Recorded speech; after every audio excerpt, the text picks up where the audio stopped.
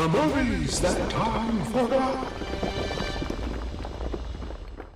Okay, welcome to my first ever episode of The Movies That Time Forgot.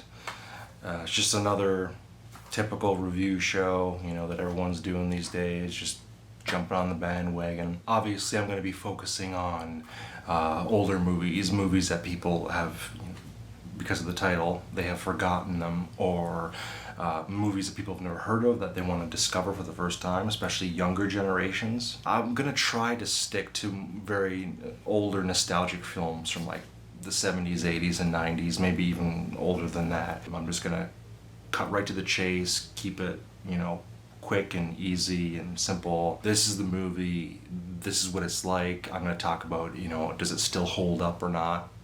And if you should check it out. So, for the first episode, Movies That Time Forgot, what better of a movie to talk about than The Land That Time Forgot? The Land That Time Forgot. Not to be confused with The Land Before Time. This is The Land That Time Forgot, a much older film about dinosaurs from 1974. That's how old this is. I'm starting with this film because, not only is it nostalgic for me, not only is it a movie from my childhood, but it's obviously where I got the idea for the title. When I was a kid, I was fascinated with dinosaurs. This was one of the many films that I had my parents rent for me because I was going through a dinosaur phase. I was binge watching all kinds of old dinosaur movies. A couple of years later, as I got older, my grandparents, who lived out of town, my parents and I would go and visit them, and they had a big collection of movies. Now this is back in the 90s, so everything was VHS, and this was one of them.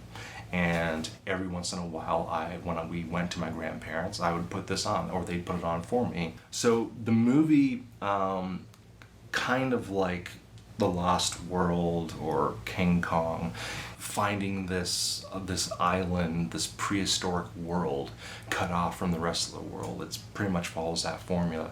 A little different though. It's based off of a book by Edgar Rice Burroughs, and it takes place just either during World War II or just after World War II, and it follows a German submarine, a German U-boat, and who pick up a bunch of shipwrecked survivors, Americans. And the first act of the movie is about these people butting heads, the German U-boat trying to find, they're on their mission, and these American survivors trying to take over their submarine.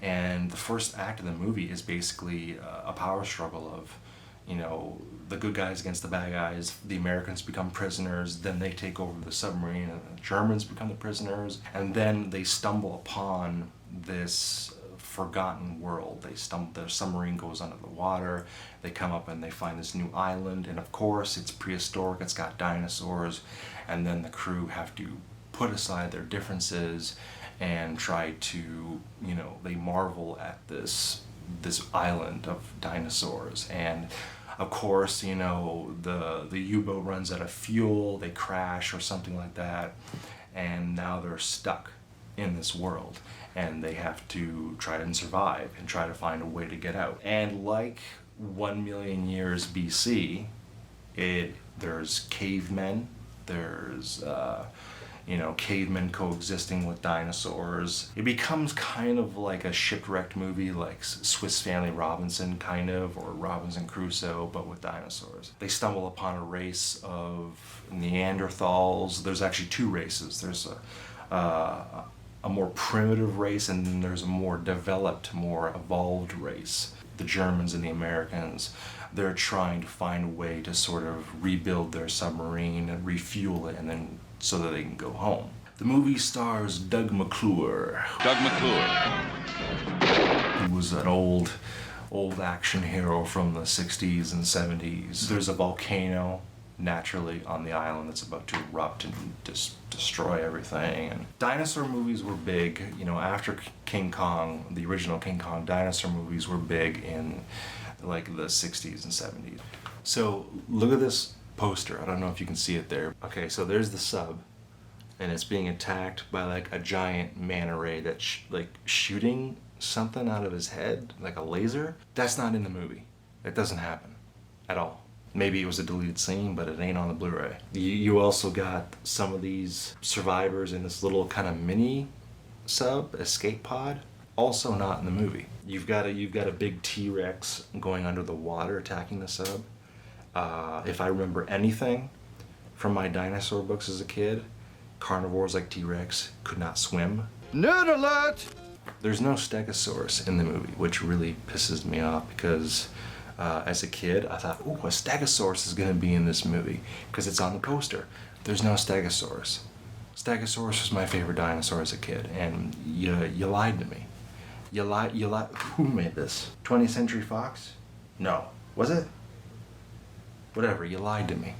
The movie starts with two people, Doug McClure and this woman, and they're wearing like bear skins and animal furs, and they have a bottle with a note in it, a message in a bottle, and they throw it off into the ocean. That's how the movie starts, and the movie ends with showing you the movie shows you the events leading up to that point, and then you realize at the end of the movie that Doug McClure and the woman were the ones at the beginning, and they survive.